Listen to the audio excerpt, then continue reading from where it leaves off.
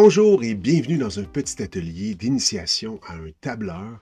On va utiliser le tableur Excel, qui est un tableur très connu, disponible sur votre plateforme Microsoft 365. Vous allez dans les applications, vous ouvrez Excel.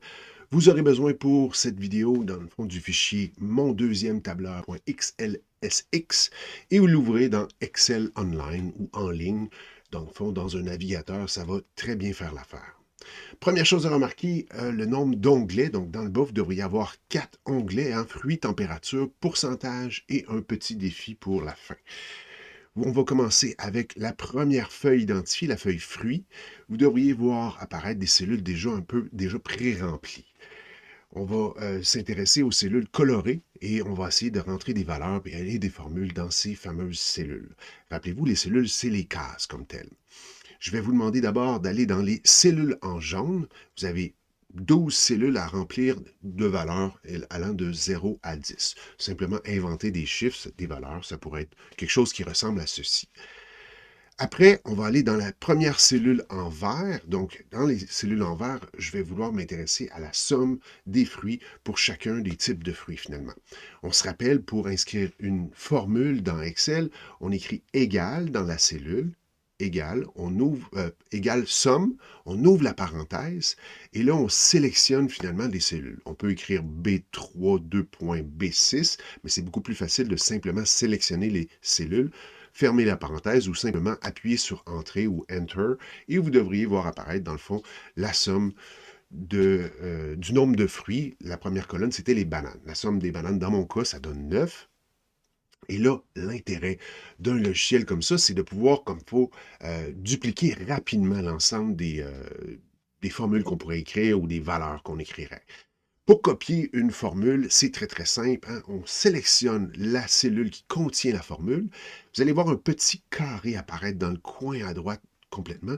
Et là, vous cliquez dessus et vous glissez finalement cette formule-là vers la droite jusqu'à la dernière cellule dans laquelle vous voulez copier la formule. Vous allez voir, ça va copier dans le fond la même formule pour chacun des fruits orange et pomme. Vous allez vous retrouver avec de nouvelles sommes.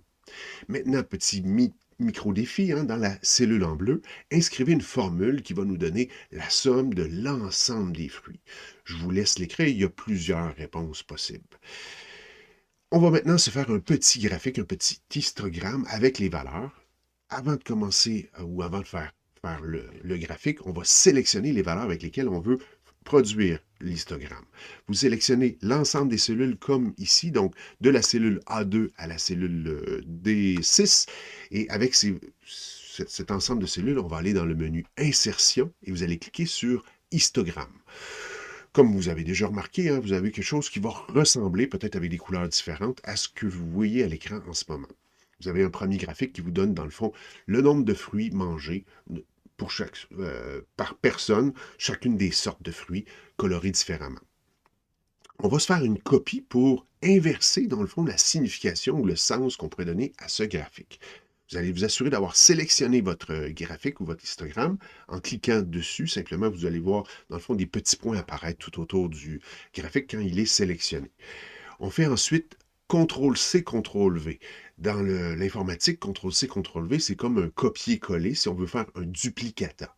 Et là, on y va dans la séquence. Là, on appuie d'abord sur CTRL, qu'on garde enfoncé. On appuie ensuite sur C. Donc, ça met en mémoire de l'ordinateur la valeur ou le graphique qu'on veut copier.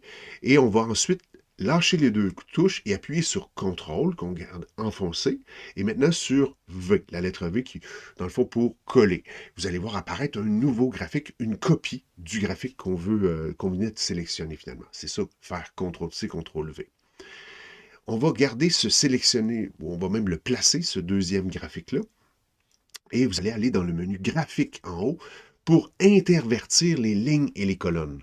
Vous allez voir ce que ça va donner. Ça va donner, dans le fond, le nombre de personnes par fruit cette fois-là. Hein, c'est comme si on voulait avoir l'information lue différemment. Si on veut, on prend les bananes et on peut voir qui a mangé, dans le fond, combien de bananes, qui a mangé combien d'oranges, etc.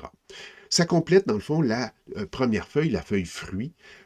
on va aller sur la prochaine. Assurez-vous, là, dans la partie supérieure de votre tableur, vous avez un petit crochet vert qui va toujours vous dire que vous avez la dernière version qui est enregistrée en ligne en ce moment. On va sur l'onglet température cette fois, hein. Vous avez différentes villes. Prenez le temps, au besoin, appuyez sur pause de la vidéo. Vous avez plusieurs villes avec des températures par mois. Dans le fond, il y a 12 mois dans une année. Vous avez différentes températures en degrés Celsius. Je vous ai mis une petite carte terrestre pour voir un peu où se trouvent ces fameuses villes. Et vous avez même un graphique, dans le fond, qui illustre la variation de ces températures-là tout au cours d'une année. En dessous des valeurs en jaune, vous avez une petite section en vert et une section en bleu. C'est là qu'on va commencer à s'intéresser à mettre des formules dans ces fameuses cellules. On va commencer par aller voir une formule qui est déjà préécrite dans la cellule B20. Donc, allez observer comment c'est écrit. Cliquez simplement sur la cellule. Vous allez voir la formule, comment elle est écrite. Hein, c'est écrit égal NB, entre parenthèses, avec une plage de cellules qui se trouve avec les plages B3 à B14, toutes les températures pour les mois de Montréal. Qu'est-ce que fait la fonction nombre? En fait, elle compte le nombre de valeurs dans une plage donnée. Hein. Ici, on a 12 mois, on devrait avoir un résultat de 12. Vous pouvez faire comme on avait fait sur la feuille précédente, copier cette fameuse formule-là pour l'ensemble des villes en simplement cliquant sur la cellule, cliquant sur le petit bouton carré et glisser vers la droite jusqu'à couvrir, dans le fond, l'ensemble des villes. Et vous allez remarquer, d'une façon assez évidente, qu'on a une valeur manquante pour la ville d'Alger pour le mois de mars. Hein? Et le premier défi, ça va être d'aller vous inscrire une valeur cohérente pour qu'on ait des températures pour chacun des mois, pour chacune des villes. On va aller s'inscrire des formules comme on connaît déjà pour le minimum, le maximum et la moyenne dans les cellules appropriées, juste aux côtés de chacun des mots inscrits. Hein, vous écrivez égal, min, max ou moyenne. Vous sélectionnez la plage de valeur et vous faites la même chose pour la cellule écart entre le maximum et le minimum. On veut savoir, dans le fond, par rapport au mois le plus chaud dans l'année et le mois le plus froid dans l'année, c'est quoi le différentiel de température? Quelle ville a le plus grand différentiel?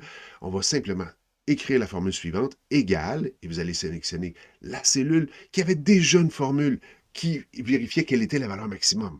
Donc, égal max moins min, c'est la cellule B17 moins la cellule B16, et vous allez vous retrouver avec votre résultat. Dans la dernière cellule, la cellule B21, je vous demande d'utiliser la fonction arrondi. Ça, c'est pour arrondir des valeurs, comme vous faites en mathématiques, hein, mais on peut arrondir de différentes façons. Hein. Combien de virgules on veut ou on ne veut pas, ou combien de décimales on veut, pardon, après la virgule.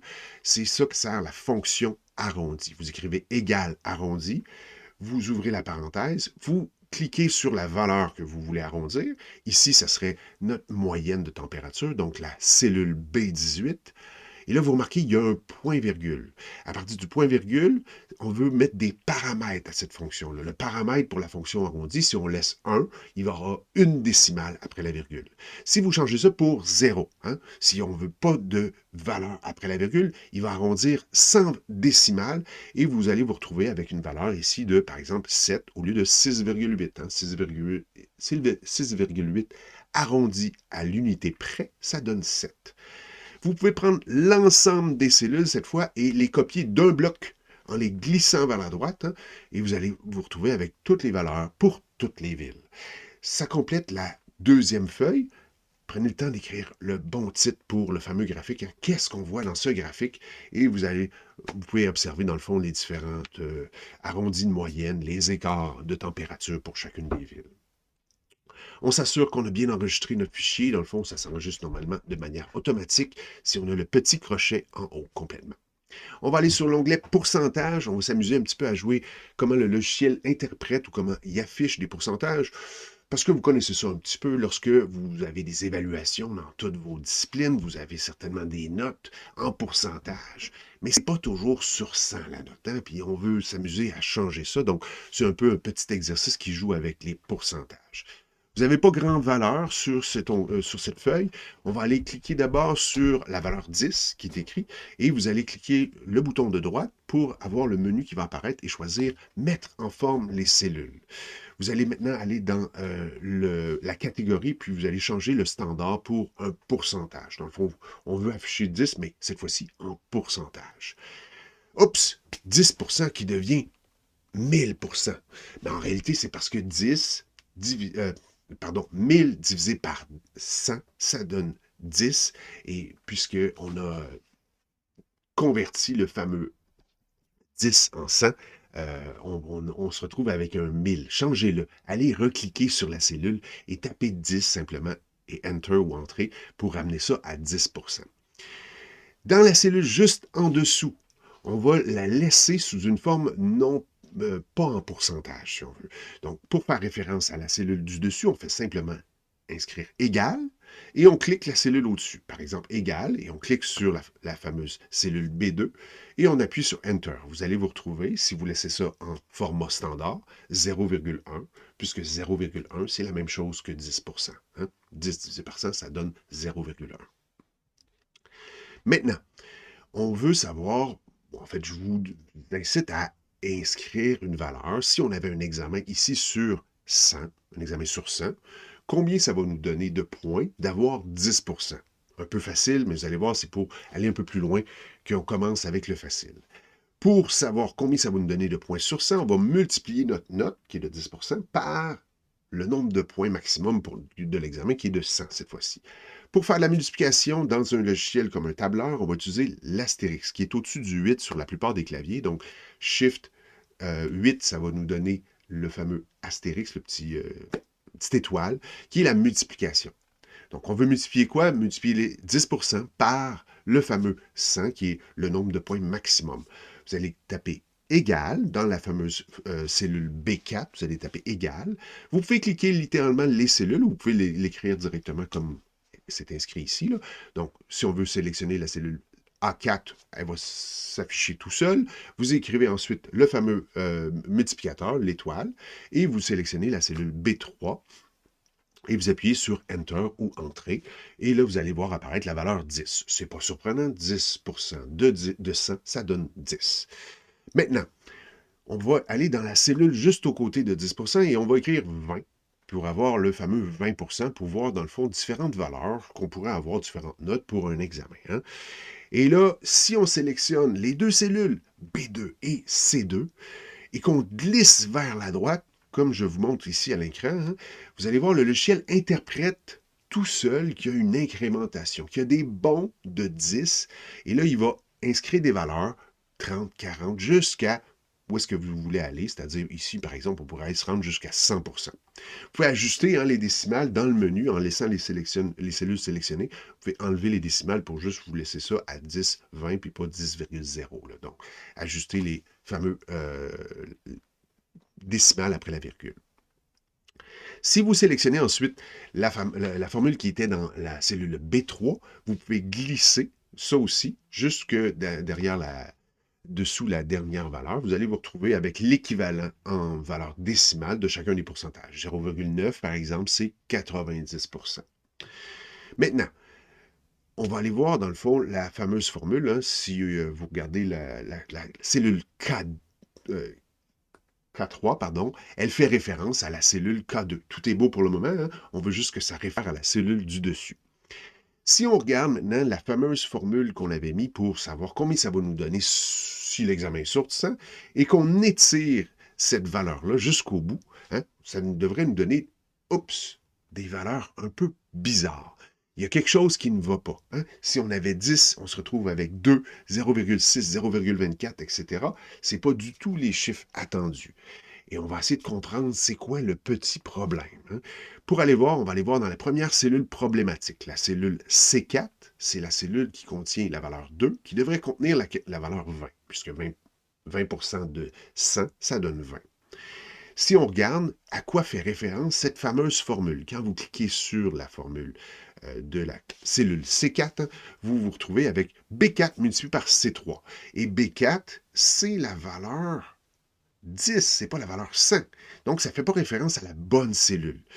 Pour corriger ça, hein, on va aller dans la cellule qu'on voulait copier, la formule de la cellule B4, et on va aller rajouter en avant du A un signe de $. Le signe de $, pour tous les logiciels de tableur, ça va bloquer soit la colonne, soit la rangée. Là, on veut bloquer la colonne A, par exemple, parce qu'on veut toujours faire référence à la l'examen qui serait sur 100 points. Donc, on va mettre un signe du dollar et vous allez appuyer sur Enter ou appuyer sur Entrée. Si vous refaites la même opération, donc glissez la formule, copiez la formule jusqu'au bout, cette fois-ci, on va se retrouver avec les bons résultats, puisque là, dans le fond, 60% de 100, ça va juste faire référence à la bonne cellule. Si on fait maintenant l'exercice, puis on rentre une nouvelle valeur, mettons qu'on aura un examen sur 200, juste pour que ça soit encore facile, mais juste un peu plus difficile. Dans la cellule, dans le fond, A5, écrivez 200. Maintenant, juste au côté, on va glisser vers le bas. On peut glisser vers la droite, mais on peut aussi glisser vers le bas. Si on glisse vers le bas, la formule qui est dans la cellule B4, on va se retrouver avec une valeur, encore une fois, incohérente. 10 qui devient 2000, alors que 10% d'un examen qui serait sur 200, ça devrait nous donner 20. Pourquoi on a 200? On va aller voir dans la formule. Hein. Même chose, c'était une mauvaise référence de cellule. Si on veut bloquer cette fois-ci la rangée, on va mettre un signe de dollar, mais cette fois-ci en avant de la valeur numérique qui est le 3. Donc, vous allez corriger dans la cellule B4, vous allez corriger, vous aviez déjà un signe de dollar en avant du A, vous allez en mettre un aussi en avant du 3 de la cellule B3 pour qu'elle soit bloquée, pour toujours faire référence à la rangée 3. Si vous le testez, cette fois-ci, vous glissez vers le bas, vous allez voir, les valeurs sont très bonnes, et vous pouvez même reglisser vers la droite, et vous allez vous retrouver avec toutes les valeurs, dans le fond. Si j'ai un examen sur 200 et j'obtiens 60%, c'est que j'ai eu 120 points sur 200.